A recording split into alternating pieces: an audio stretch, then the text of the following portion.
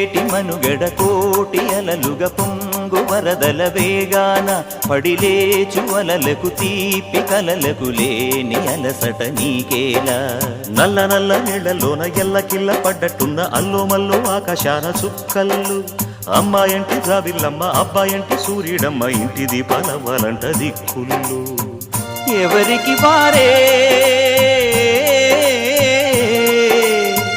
యమునకు నీరే